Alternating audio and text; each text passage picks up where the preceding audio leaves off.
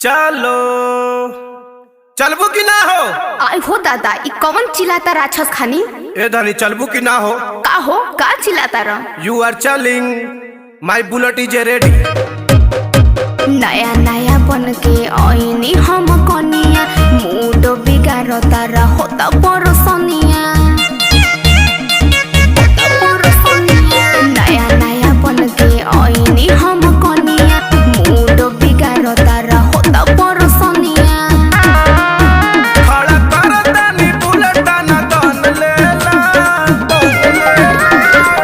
आवा ये धान चिलम लेला। चला ये धानी चिलम लेला।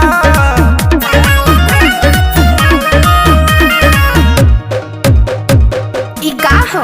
लमका की गोलका लमका भोला जी के प्रसाद। हाय गोलका इहो भोला जी के प्रसाद बा।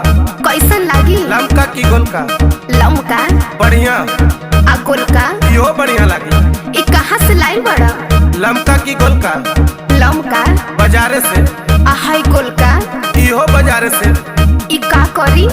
लमका की गोलका लमका मस्ती दी आ गोलका इहो मस्ती दी। जब दोनों मस्ती कर तो लमका गोलका का कइले बड़ा तू ही पिया।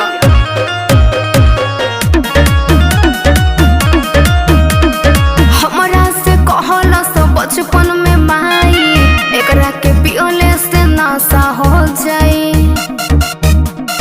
नशा हो जाए पियला से एकरा के जीव न थाकी। एक बार पियबू त चलबू माकी। दुनो ले ले पानी करे जवन मन लेला। आवा ये धान चिलम लेला। चला ये जान चिलम लेला।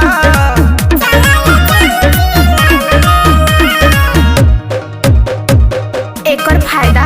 लमका की गोलका लमका थकावट ना होई। आ गोलका इहो से थकावट ना होई। कब तक ना हुई। लमका की गोलका लमका दिन भर। आ गोलका एहू से दिन भर। एकर असर। लमका की गोलका लमका ज्यादा गर्मी ना होई।